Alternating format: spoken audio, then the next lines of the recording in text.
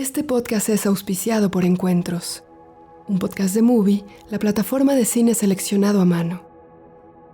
En cada episodio, una nueva conversación.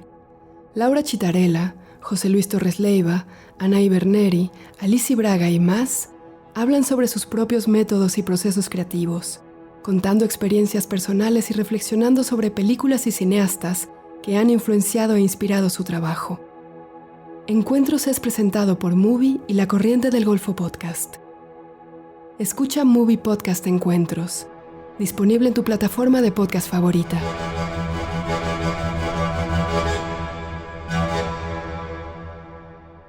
Hola, ¿cómo les va? Bienvenidas, bienvenidos al episodio 3 de Desde Cannes 2026, segundo que hacemos en directo desde La Croisette con mi compañero, mi coequiper Manu Yáñez. Ahí estamos, ¿no? Ya ingresando en la segunda mitad y con las fuerzas justas como para sobrevivir. Pero vamos a sobrevivir, ¿no? Pasaremos un nuevo Cannes, habiendo dejado por el camino unas cuantas películas interesantes. Ahora hablaremos un poco, empezaremos a hacer un pequeño balance, ¿no? ¿Qué sensación tenemos respecto a la calidad del conjunto de la selección? Pero indudablemente siempre Cannes deja perlas y deja muchas películas que se convertirán como en el hilo conductor o en el núcleo de la temporada cinéfila.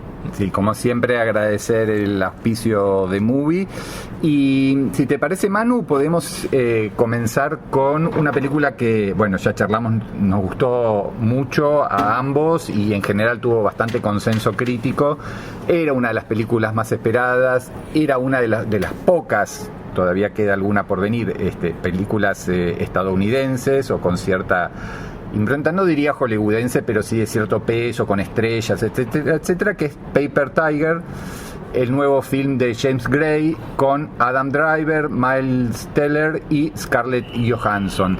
La esperábamos porque nos gusta en general su cine, ¿no? Muchísimo. Y esa en algún sentido también puede verse como un regreso a cierta zona de su filmografía que tiene que ver un poco con la ópera prima Little Odessa, con Armageddon Time, y me parece que por esa línea, más allá de que también es un thriller y de gángster y todo lo que...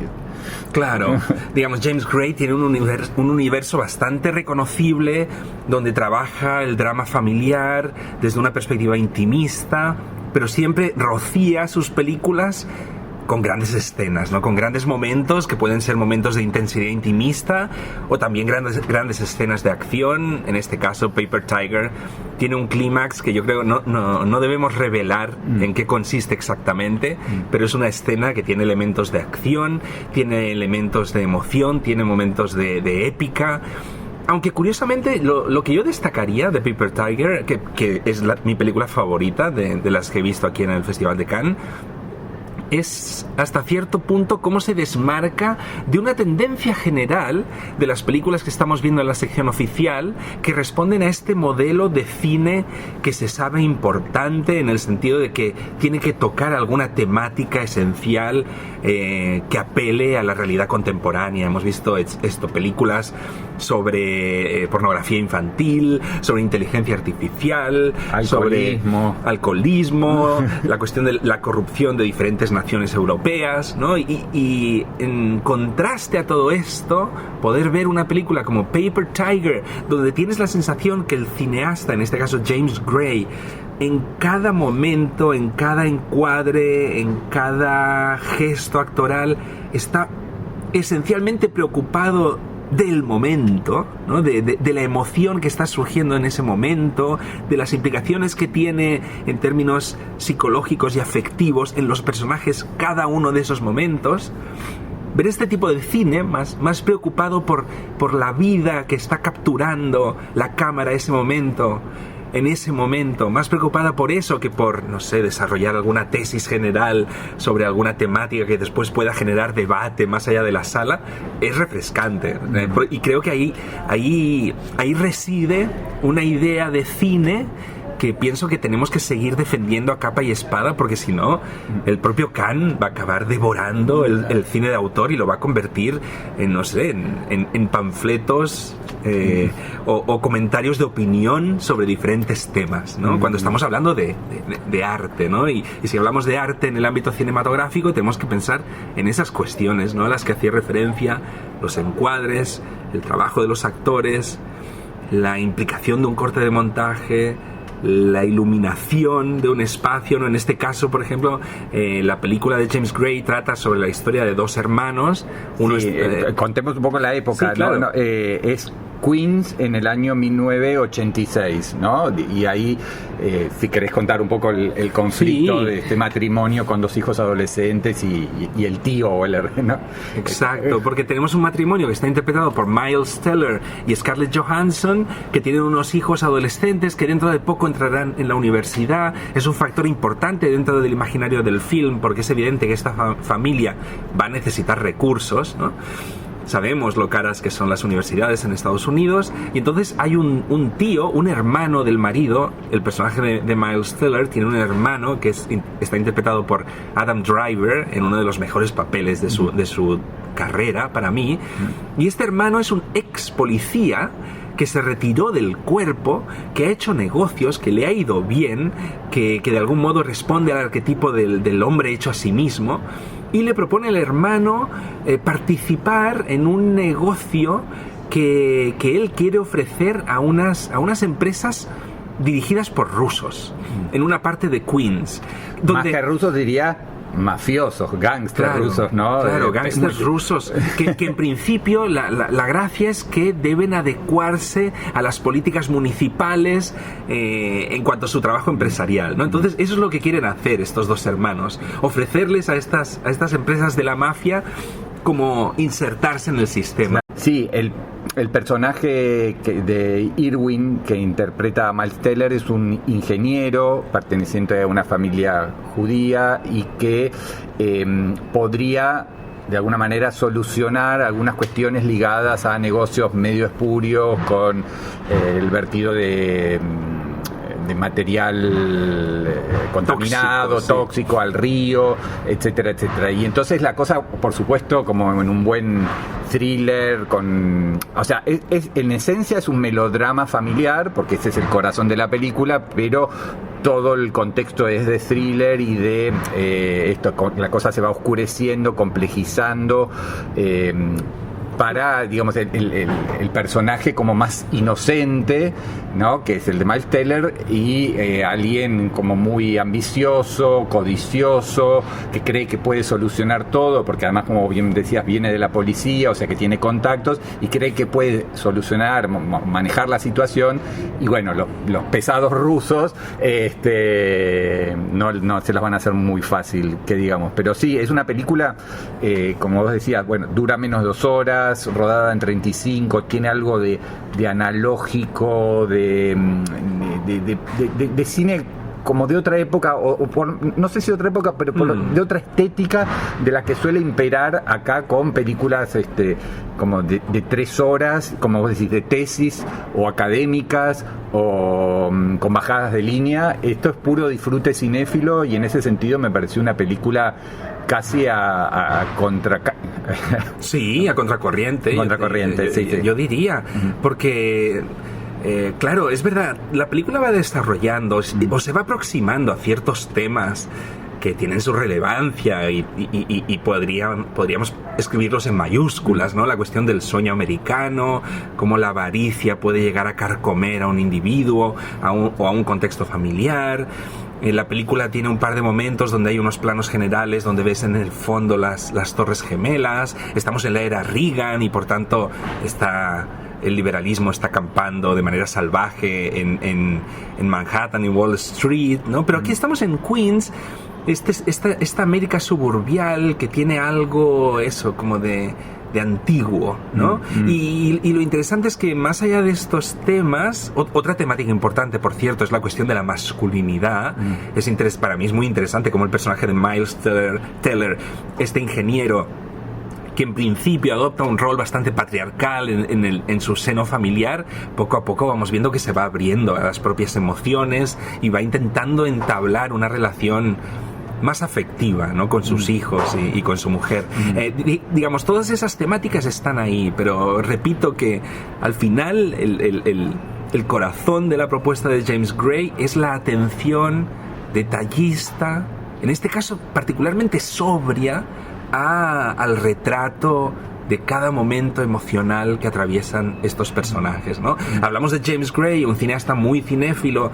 En sus películas ya ha demostrado tener un gran conocimiento tanto del cine clásico como la modernidad europea, ¿no? Hay elementos de Visconti en su película Two Lovers.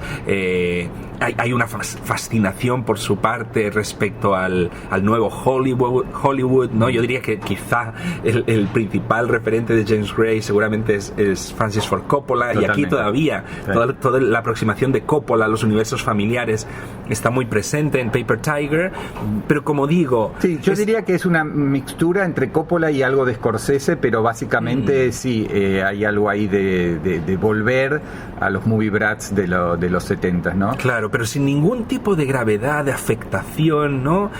Un cineasta que ha alcanzado tal nivel de sabiduría que no tiene que subrayar nada, ¿no? A mí lo que me llamó la atención es básicamente además de la puesta en escena y todo lo que ya sabemos de James Gray, es la actuación de Adam Driver. Me parece que es tan impresionante, tan arrasadora, tan dúctil, con tantos matices, con tanta emoción y qué sé yo, que hasta empequeñece en la comparación a los otros dos personajes que no sé si en minutos no tienen más, porque el corazón de la película justamente es la vida en esa casa, en esa familia de matrimonio con 2 hijos adolescentes, pero cada aparición de Adam Driver, un actor que en general solía manejar otros,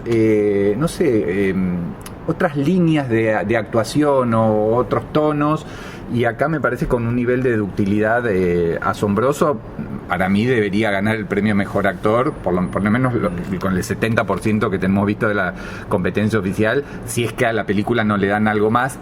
Yo creo que no. Yo creo que no va a ganar nada. Porque es el tipo de películas que justamente, como decís vos, no son trascendentes o no buscan la trascendencia, no buscan el legado, no buscan los grandes discursos, y probablemente un jurado se vea tentado a ponerle el foco en otro tipo de películas, aunque viendo en Park Chan-wook que puede ser que el cine de género le guste y que finalmente haya algún premio a él como director o a Adam Driver como actor. Yo lo veo muy difícil porque hay películas que después hablaremos, por ejemplo, de la película Hope de Na Hong-jin, que en términos de dirección es mucho más espectacular, y en términos actorales es verdad que Adam Driver hace algo extraordinario, que es moverse en un territorio gris a nivel moral interesantísimo, porque en un principio cuando aparece parece que va a ser una especie de rufián, un tipo callejero que se sabe todas las tretas, ¿no? Pero poco a poco vamos viendo que tiene una cara muy noble y bastante incorruptible, entonces es realmente difícil de leer, pero siempre transmite muchísimo. Sí. Sin embargo, yo creo que interpretaciones, por ejemplo, como la de Javier Bardem en El Ser Querido, o hay una interpretación de Gilles Lelouch en una película que se llama Moulin, donde interpreta a un héroe de la resistencia francesa, que son más espectaculares. Le doy muy pocas posibilidades a Paper Tiger, que cuando hagamos el balance y el análisis del palmarés, lo veremos. Sí. Lo vamos a recordar. Bueno, vos nombrabas recién a Hope y podemos pasar ahí porque justamente es, si se quiere, la línea más ligada al cine de género, si bien Paper Tiger son varias cosas a la vez, pero en el caso de Hope es como la película más vertiginosa, adrenalínica, más si se quiere lúdica de la competencia, ¿no? En el caso del director Na Hong-jin, bueno, lo conocíamos de verlo en películas, de ver sus películas, como el caso de Chaser, de Yellow Sea o de Wailing. Entonces esto fue como una especie de upgrade, de consagración, de ponerlo en un lugar de mucha visibilidad como la competencia oficial, cuando este tipo de cine, sobre todo en Cannes, va más a funciones de medianoche, sí, en el mejor de los casos Cannes Premier, pero no suele estar en competencia oficial.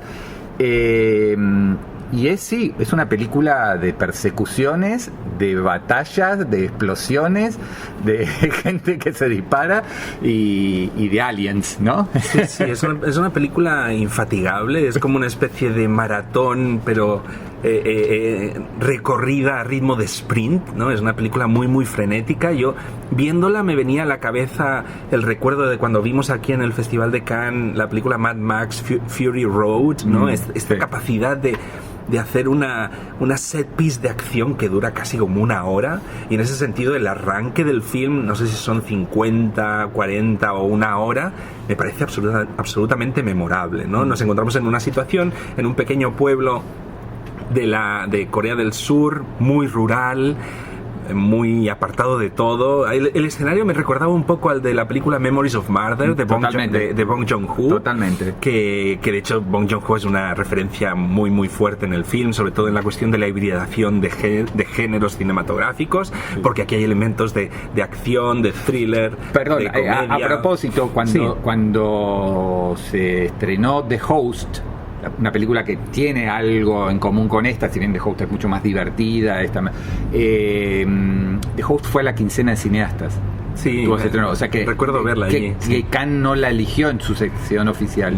Entonces hay algo ahí que creo que más allá de la película, que es discutible, que a algunos les gustó más, otros menos, otros la celebraron, otros la nombraron película de culto, otros dijeron, se fueron a la media hora.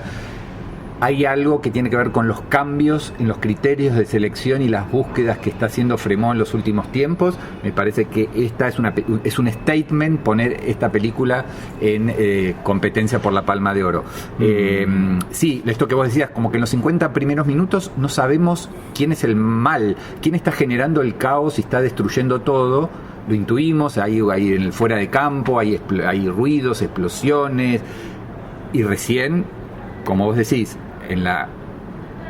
ni siquiera es la mitad, porque la película dura como casi 3, pero ahí sí nos damos cuenta de que son una especie de felinos, alienígenas, con una velocidad y una fuerza descontrolada, ¿no? Sí, claro, desde el principio ves que la capacidad de destrucción de esta criatura que de repente se ha manifestado en el corazón de este poblado es brutal, es colosal. Y claramente vienen a la cabeza los códigos de lo que se ha dado en llamar la Monster Movie, ¿no?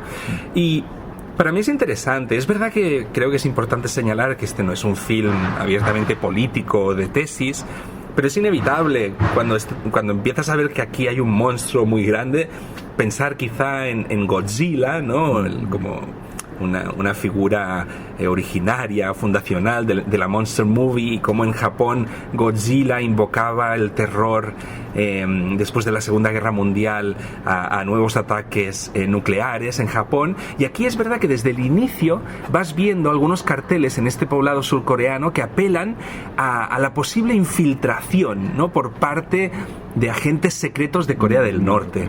Y la verdad es que yo ahí me hice unas ilusiones que después no se acabaron de ver cumplidas, de que quizá esta idea del monstruo podía ser lo suficientemente abstracta para evocar esa idea del miedo al enemigo exterior, ¿no?, que tiene Corea del Sur, que es Corea del Norte. Es una película llena de grandes momentos coreográficos. Yo creo que le faltó algo al acabado técnico de algunos efectos visuales. Se nota como que la película llegó muy a las apuradas. Me parece que lo excesivo, dura 160 minutos, tiene que ver también con esta idea de la acumulación, una cosa bulímica muy desmesurada. Es parte de la idea, y bueno, eso genera obviamente admiración y celebración por parte de un sector de la cinefilia, y irritación y huidas masivas como hubo por parte de una, si se quiere, cinefilia más clásica, más tradicional. Claro, y es interesante que menciones la cuestión de la cinefilia, porque es una película muy cinéfila.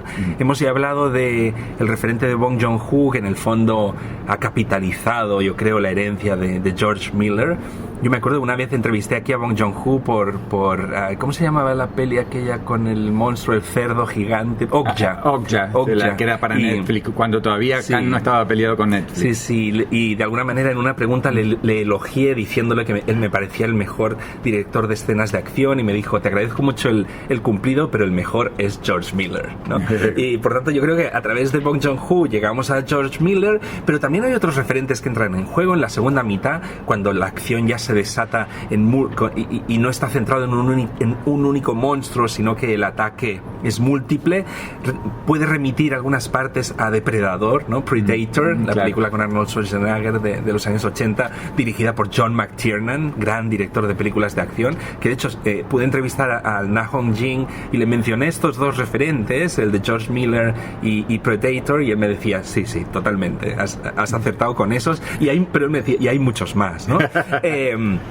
La voracidad también tiene que ver con las citas y Sí, el problema que tuve yo quizá es con otro referente, que es el de James Cameron, ¿no? Que aparece también por la cuestión que tiene que ver con aliens, ¿no? Esta cuestión del trabajo con figuras alienígenas, pero desde una perspectiva como muy belicista y muy espectacular, y por otra parte la cuestión digital, ¿no? La cuestión de Avatar, que para mí la segunda mitad, lo peor de la segunda mitad es lo que podríamos llamar la existencia de esta especie de como de zoológico digital de criaturas un poco esperpénticas. Totalmente.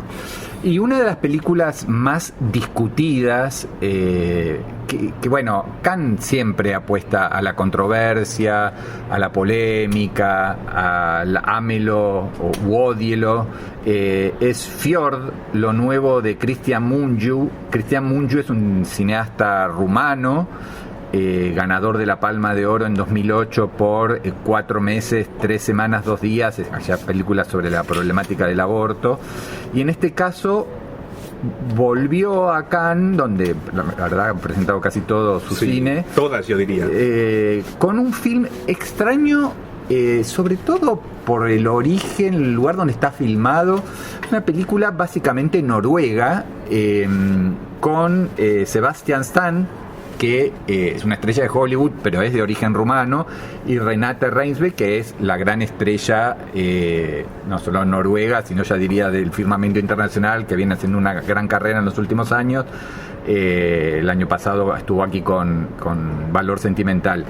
Pero en este caso es una película que no solo se ha discutido desde lo puramente cinematográfico, la forma, el tempo, la estructura, sino desde lo ideológico, desde lo político, porque es una película que, cuento muy brevemente, narra la historia de una familia que se instala en un pueblo de Noruega. Él es de origen rumano, ella es noruega, tienen 2 hijos. Tienen 5 hijos que van desde adolescentes hasta un bebé, y ellos pertenecen a un grupo evangélico muy conservador, o sea, el sector es más retrógrado del evangelismo, al punto de que no le dejan a sus chicos tener un celular, un móvil, no les dejan ver YouTube, no les dejan los videojuegos, no pueden cantar ni bailar canciones modernas, sino rezar y estar como dentro de la congregación. Son en principio muy bien recibidos por la comunidad, pero en un momento una funcionaria del área educativa y después de protección a menores, descubren que la chica mayor, no sé si es la mayor o la segunda, creo que es la segunda, ¿no? Es la adolescente. Sí, una adolescente en el colegio, le descubren que tiene como moretones, que tiene señales de haber sido golpeada. Pero también hay imágenes de que la vemos a ellas practicando lucha libre en el ámbito del colegio con sus compañeras. Entonces ahí y también sabemos que acostumbra a pelearse con su hermano. También. Entonces hay una denuncia ante la burocracia, digamos, progresista, bien pensante, noruega, que rápidamente toma a los 5 chicos, los aparta de la familia, los pone bajo el cuidado de familias sustitutas, hasta que se realicen 2 tipos de juicios, en los cuales, bueno, ahí se va a imponer unos dilemas y contradicciones que nos generan a todos, pero sobre todo a los que abogamos por ciertos valores digamos, ligados al progresismo, que tiene que ver que aunque el Estado custodie a los menores en este caso, pero hay todo un montón de factores y de elementos, incluso de comportamientos y tradiciones de este grupo, que podrían ser respetables y que podría de alguna manera hacer que uno no los considera culpables o del todo culpables o culpables en el nivel en el cual la burocracia noruega quiere hacer lo que es meterlos presos y sacarle a los chicos, ¿no? O sea, decisiones muy extremas, y entonces ahí está la zona que yo creo que es interesante y también polémica de la película, que uno empieza a empatizar quizás más con esta familia ultraconservadora y no tanto con los representantes de la Europa progresista. No sé cómo viviste vos esta situación. Yo no acabo de entender la polémica. O sea, me parece que es una película súper transparente y en la que esencialmente Cristian Mungiu hace lo que hace siempre, que es no casarse con nadie. Digamos, más allá de que sea un autor que forma parte de la nueva ola rumana, que para mí es un claro heredero de Michael Haneke, ¿no? Que era el gran experto en, de alguna manera, exorcizar los males sociales de Europa, ¿no? Y en este caso, como digo, Mungiu no se casa con ninguno de los dos bandos, ¿no? Por una parte, y creo que es el corazón de su crítica social, apunta a la superioridad moral con la que la Europa occidental o más avanzada trata a la Europa oriental, ¿no? Países del antiguo bloque soviético, países que no se han desarrollado tanto como otros, ¿no? Y aquí, claro, estamos en Noruega, que es como el país que forma parte del panteón de la Europa del bienestar, ¿no? Y yo creo que claramente Mungiu tiene entre ceja y ceja denunciar esa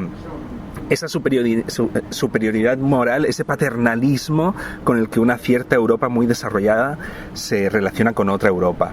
Pero tampoco quiere ponerse del lado de Rumanía. Digamos, sus anteriores películas son claramente denuncias de un Estado absolutamente entregado a la corrupción. Y en ese sentido, esta familia rumana, ¿no? que se instala en Noruega, a lo largo del film, Mungiu nos va mostrando, pues eso, cómo forman parte de un mundo ultraconservador, de alguna manera retrógrado. A mí me parece muy, muy significativo que en varios momentos del film, cuando el marido se plantea cómo pueden salir de esta, ¿no? Cómo pueden enfrentar esta acusación de estar maltratando a sus hijos, el marido y algún otro personaje rumano que pulula por ahí, lo primero en lo que piensan es ¿a quién podemos encontrar que esté cerca del poder, ¿no? Y nos ayude con esto, ¿no? Yo creo que Mungiu sugiere de manera muy, muy astuta la idea de cómo en Rumanía lo que impera es esa corrupción, ¿no? Y si tú tienes un problema, la manera de solucionarlo es recurrir a alguien cercano al poder, ¿no? No a través de las vías legales más lógicas. Y ahí se entiende un cierre que, bueno, no vale la pena contar, pero que tiene que ver un poco también con esta sensación de dos mundos absolutamente incompatibles. Claro, entra en juego también, otro gran tema y que tiene que ver con esta relación de desigualdad entre dos Europas es la cuestión del laicismo, ¿no? Del laicismo que impera, yo diría, en la Europa más avanzada o más progresista, y que de algún modo Mungiu apunta a una cierta hipocresía de esta Europa más avanzada, en el sentido de que es una Europa que rechaza la idea de que los dogmas cristianos puedan estar en la base de su sistema, ¿no? Es algo que, no sé, en la mayoría de países europeos más avanzados la cuestión de la religión es puramente optativa. Mis hijos que van a un colegio público en España obviamente no tienen que estudiar religión, pero sin embargo Mungiu apunta a la hipocresía de estas sociedades europeas avanzadas, porque eso, defienden que la religión no debe formar parte del sistema, pero conciben el laicismo como una especie de dogma que puede convertirse en algo casi recalcitrante, que esto es algo que aparece en como que los funcionarios, estos burócratas, terminan siendo tan o más dogmáticos que los propios religiosos, digamos, en algún sentido. Y esto aflora sobre todo en toda la parte de la película que se centra en el juicio que se le hace a esta familia. Es un thriller judicial casi toda la segunda mitad, más allá de que la cosa es coral y también está el mundo de los adolescentes, donde surgen solidaridades que quizás entre los adultos son más difíciles de establecer. A mí me resultó una película muy interesante porque me incomodó, me desubicó, me puso en lugares. Entonces, mi primera reacción, como la que vi de muchos colegas, fue rechazarla de plano. Como decir, bueno, Moon Ju es un director de derecha. Yo no lo puedo entender. Sí, te juro que no puedo entender esta crítica. Y entonces, nada, creo que al revés, es una película que genera la discusión, que sintoniza con algunas cuestiones muy propias quizás, como vos decís, de la Europa, que presume de cierta superioridad moral respecto del resto del mundo, o como vos decís, de la Europa que provino del eje del este, y me parece que en ese sentido tiene mucho material para seguir discutiéndola, pensándola, volver a verla, y nada. A mí la película no me convence demasiado. O sea, mi primera impresión es la que mantengo, y mi problema con la película no es porque, digamos, tenga un deje más conservador o un deje más progresista. Es el hecho de que me parece que la propuesta ideológica es absolutamente transparente y absolutamente evidente, y que no tiene muchas más capas, pero es mi opinión, que no tiene muchas más capas de lo que he contado hace un rato, ¿no? La cuestión de esta crítica a la relación desigual entre las dos Europas, la idea de que la Europa oriental está formada por países muy corrompidos, que es de donde viene Moon Ju, ¿no? Pero él no le gusta cómo la Europa más avanzada trata a esta otra Europa. Pero no veo mucho más que eso, y para mí... para mí sí funciona. A mí la película me atrapó, y me parece que incluso el juicio, que tiene unas zonas un poco maniqueas, creo que funciona también dentro del registro del cine judicial. Pero bueno, nada. A mí por ejemplo, toda la cuestión del juicio me parece muy pobre. Como has apuntado, súper maniqueo. Yo creo, por ejemplo, inevitablemente, mientras veía la parte del juicio, pensaba en la película que vimos aquí hace unos años y que ganó la Palma de Oro, Anatomía de una caída, y ahí era un juicio donde había idas y venidas, matices, reflexión sobre la imposibilidad de dar cuenta de la incertidumbre de la experiencia humana. Todo eso no está en la película de Moon Ju, porque para Moon Ju no existe la incertidumbre. Él tiene sus tesis, viene aquí a leccionarnos sobre su mirada del mundo, y sobre todo a decirnos lo equivocados que estamos en nuestras posturas. Pero bueno, pero más allá de eso, para mí el mayor problema de la película es que las tesis son tan claras, tan transparentes,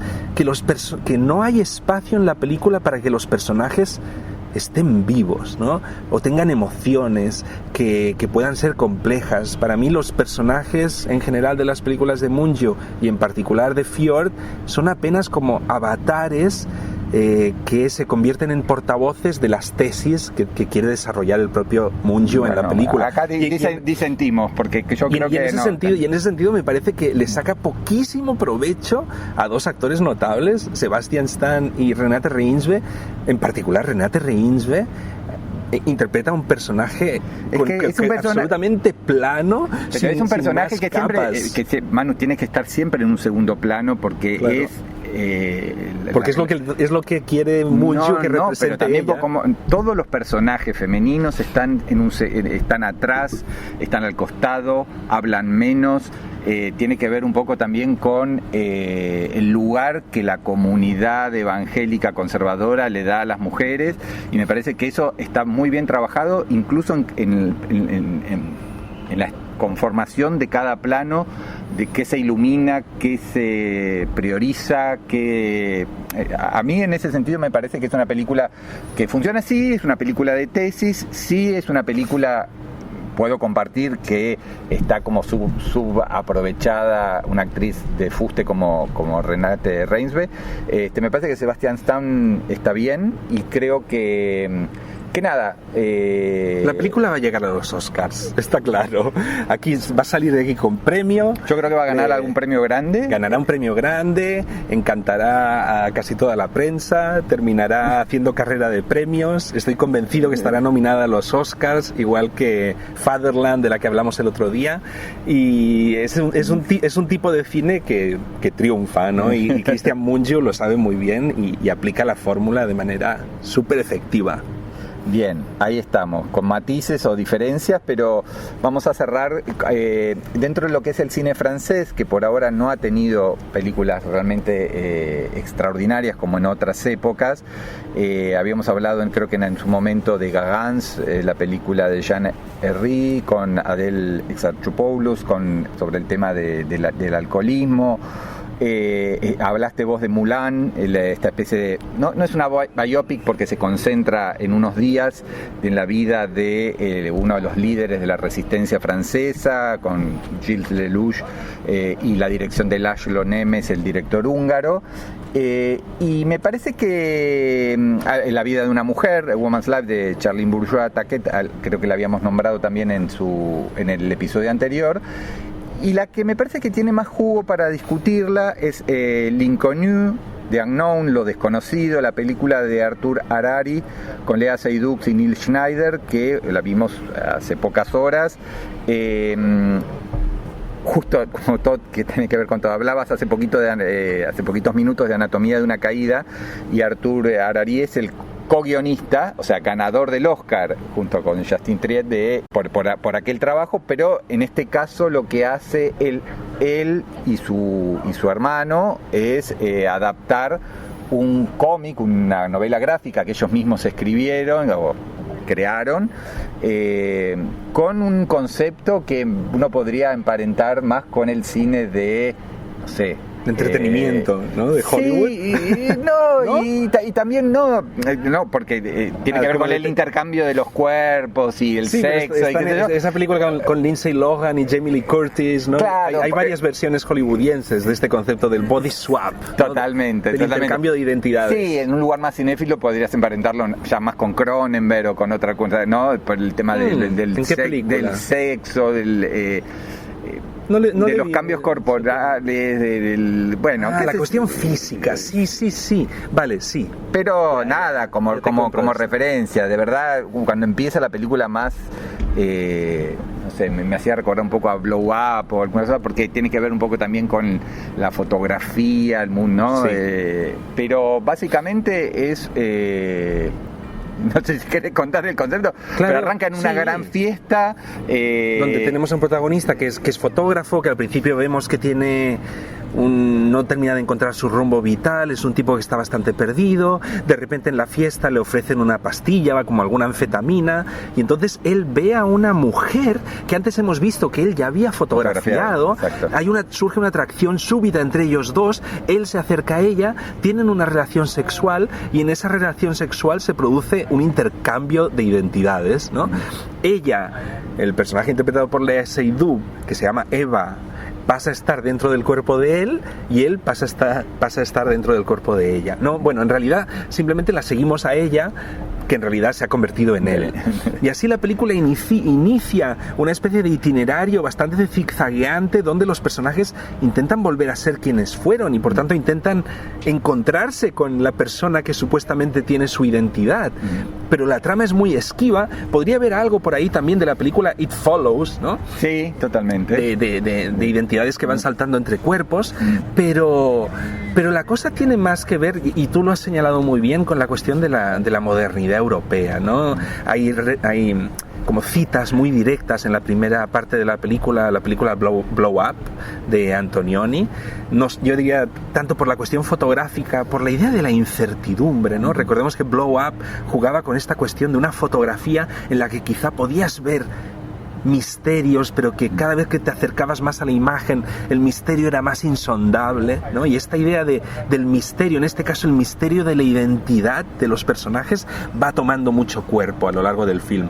Y claro, el otro eje central no lo llamaría tesis, pero del desarrollo de la película es la cuestión física, ¿no? La cuestión corporal. Cómo nos relacionamos con nuestro cuerpo, hasta qué punto nuestro cuerpo marca nuestra identidad. ¿Qué pasaría si de repente tuviésemos otro cuerpo, ¿no? Todo el proceso... Además es muy divertido porque, bueno, Léa Seydoux creo que había sido madre poco tiempo antes, con lo cual estaba como bastante más gordita de lo habitual. Al personaje masculino lo hicieron adelgazar, es un palito. De hecho, yo pensaba que sería como algún hermano del Nils Schneider. No, es impresionante, está como consumido. Entonces ahí hay algo también que en el intercambio pasar de un opuesto al otro. Más que, o sea, es verdad que en términos narrativos el concepto clave es el intercambio, pero yo diría que a nivel conceptual el concepto clave es la transformación. ¿No? O la metamorfosis. Puede ser que haya algo kafkiano ahí. Sí, pero, obvio. También para mí lo interesante de la película es que es una película larga y a medida que va avanzando esta cuestión de la transformación va adquiriendo diferentes significados, ¿no? Para mí es una película bastante polisémica. De repente está hablando literalmente de una persona que no se reconoce con su cuerpo, pero también esto claramente puede conectar con ciertas corrientes de pensamiento en relación al género, ¿no? A la identidad de género. Realmente cómo podemos entender a una mujer, el cuerpo de una mujer, pero que en realidad se sabe hombre, ¿no? En su interior. Hay cosas loquísimas. No quiero tampoco entrar muy en detalle, pero de repente ocurre algo en uno de los cuerpos que te hace pensar que quizá dentro de ese cuerpo podría haber como 3 identidades, ¿no? La de un padre, la de una madre y la de un bebé. Hay una especie de santísima trinidad en el interior de ese cuerpo.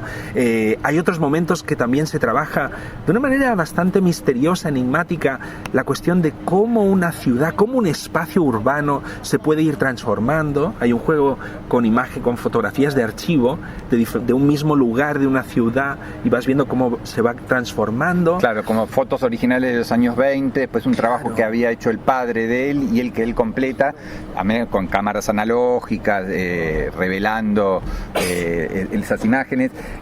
A nivel visual también me interesó desde el lugar opuesto al que suele tener el cine francés en Cannes, que son películas absolutamente bellas, muy estilizadas, con un gran despliegue visual. Y esta es una película con una fotografía, hasta diría, desprolija o sucia, tosca, totalmente buscado. Sí. De hecho, es una película casi podríamos decir familiar, ¿no? Porque el director es Arthur Harari. El co-guionista es el hermano de él, que es Lucas Harari. Y el director de fotografía es Tom Harari. Sí. Con lo cual, medio que la hicieron entre ellos, por supuesto con el aporte de una estrella como Léa Seydoux, pero hay algo ahí como que la película sea en algún sentido así como entre visceral y poco lustrosa, poco brillante, poco como desmarcándose de lo que suele haber y lo que suele elegir en ese sentido, más allá de que para mí es una película que no es del todo logrado, del todo convincente, o que yo salí extasiado o entusiasmado. Me parece que tiene dentro de lo que viene priorizando Frémont, me parece una elección bastante audaz, ¿no? Arriesgada. Sí, a mí la película es la mejor película francesa que he visto aquí este año. Una película de riesgo, una película muy excesiva. Y no quiero pasarme con la comparación, pero mientras la veía me venía a la cabeza la experiencia de cuando vi hace muchos años ya en el Festival de Venecia la película L'Intrus de Claire Denis, donde recuerdo estar viendo aquella película y no tenía claro si era un film narrativo, si era un ensayo visual sobre la relación entre diferentes imágenes, si era un film conceptual ¿no?, que trabajaba sobre la cuestión de la intrusión. Aquí tuve una sensación parecida, ¿no?, en el sentido de estar viendo una película que sí, es un relato muy zigzagueante, con relaciones familiares. También el director rumano Radu Jude interpreta en un momento al padre de otro personaje femenino que entrará en esa ecuación de intercambio de identidades, pero al mismo tiempo tenía la sensación de estar viendo un film filosófico sobre un tratado filosófico, ¿no?, sobre la relación entre el cuerpo y la identidad, entre el cuerpo y las imágenes. No sé, para mí ha sido muy estimulante ver esta película, L'Inconnu. Totalmente. Así que bueno, ya serán estrenando estas películas. Por hoy vamos a parar, pero prometemos una entrega más desde la Croisette, seguramente dedicada al cine español. Y como siempre, ya cuando haya terminado esta edición número 79, desde nuestros respectivos hogares, vía Zoom, podremos analizar el palmarés, las tendencias principales, las películas que más nos gustaron, las decepciones y todo lo que hace, a los balances propios de festivales. Gracias, Manu. A ti, Diego. Gracias a Movie y gracias a los que sabemos siguen de manera fiel este podcast. Este podcast fue auspiciado por Encuentros, un podcast de Movie, la plataforma de cine seleccionado a mano. En cada episodio, una nueva conversación.